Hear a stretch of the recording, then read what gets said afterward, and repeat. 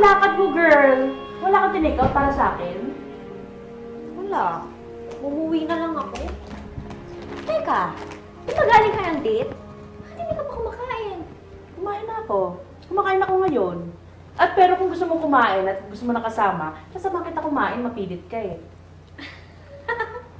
Ang takaw mo talaga, friend. Well. Grabe ka. Sige, mag-order na lang tayo. Ay, Bet. Gusto ko yan. Opo. Opo. Ano yan? Opo. Ay! Ay! Yung pogi waiter! Hi! Nandiyan ba si Missy? Teka, pasok ka dito, pasok! Ano gusto mo? Coffee? Juice? Best friend ko? Wait, bakit pati ako? Pwede bang upo? Upo ka dyan! Ah, salamat. Sige na, dyan ka muna, ha? Akit ka muna ng kwarto.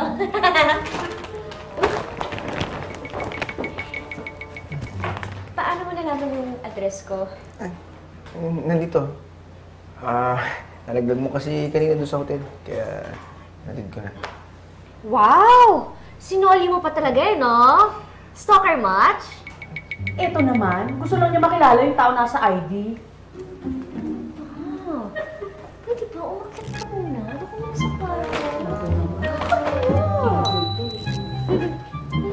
Ayun, pasensya ka na. Ay, hindi, okay lang. Paano? Mauna na ako eh. Natid ko lang talaga yung ID mo. Sandali lang. Dear Uge, ba't may ganun? Kanina lang, inis ako kay Dave. Pero nung nakita kong mabait pala siya, may something. Parang biglang tigidig my heart. Ano yun? Itatanong ko lang sana kung gusto mo mag-dinner dito. At baka gusto mo na rin tumira dito. Kinikilig talaga ako. Na-imagine ko kung paano ka inakap ng poging-poging waiter niya si Dave. Hindi naman yakap yun. Natumba lang ako. Pero aminin mo, may naramdaman ka. Oo. Late ka na. Di ba may pasok ka pa sa call center? Ito naman, ang sarap-sarap ng kwentuhan natin eh. At sandali nga, di ka ba aalis? Wala kang lakad? Ba't di matawagan si Dave? Tanungin mo kung may event siya, tapos doon kayo mag-date! Ba? Sige na! Wala akong gana. Ayoko lumabas. Ang arte-arte mo. Dapat siya tumawag sa akin nung gusto na ng date. Bagay. Ay! Hello, Dave? Okay. Sige, pupunta na ako dyan. Akala ko ba? Ha? Ano yan? May lakad. Si Dave kasi, niyayaya ako sa party sa hotel. Dave! Oh. Ano na? Anong event natin ngayon? Ano kasi, actually, Missy, wala naman talagang event eh. Ay, bakit pinapunta mo pa ako dito? Wala, gusto lang kita makita. Asus! Ay nako, style mo bulok. Ba? Uwi na nga lang ako. Sandali lang. Meron pa rin naman dito meron pa rin naman okasyon dito eh. Kaso lang, baka hindi mo kasi magustuhan eh. Basta may event, kahit anong event, game ako dyan. Sigurado ka?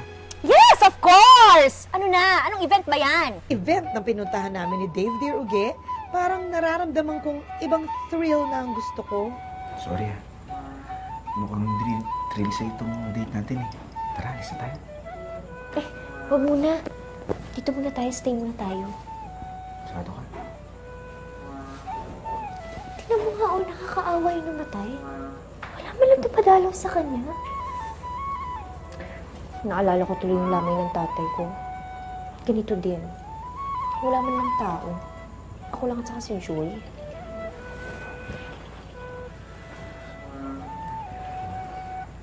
谢谢你投才來。 Ay! Ay, naku, hindi ko naiintindihan. Ay, sige.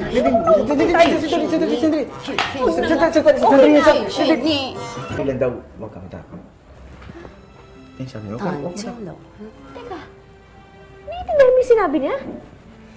Ay, dati rin kasi akong nag-waiter sa Taiwan eh. Kaya naiintindihan ko yung sinasabi niya. 你是我爷这客人。 O ano daw, ano daw? Ang sabi niya, maraming salamat daw dahil ikaw lang daw napunta sa lamay ng asawa niya. 我用请你快 Huh? 就可以。 Ang sabi niya, gusto ko niya imbitahan sa anniversary ng namatay niyang asawa. Totoo? 你生 Akala ko naman kung ano. Ay, sige, game ako dyan. At least diba hindi na ako gate crusher sa party ni Madam. 你生也我吗？ Ano? Ang sabi naman niya, gusto mo daw bang kapag-date? Yun, gusto sabihin ni Dave sa'yo.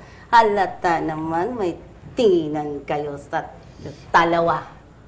Eh, nakakaloka. Nagtatagalog ka naman pala. Diyos ko, hirap na hirap ko intindihin.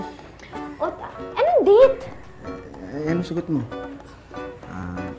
Gusto mo ba yung date natin, yung i-date crush mo? Ito naman. Akala ko, hindi mo na ako tatanungin eh. Eh, hinihiya kasi ako sa'yo kasi baka walang thrill sa'yo itong lugar na to. Ano ka ba? Simula na nakilala kita, araw-araw may thrill na ng buhay ko.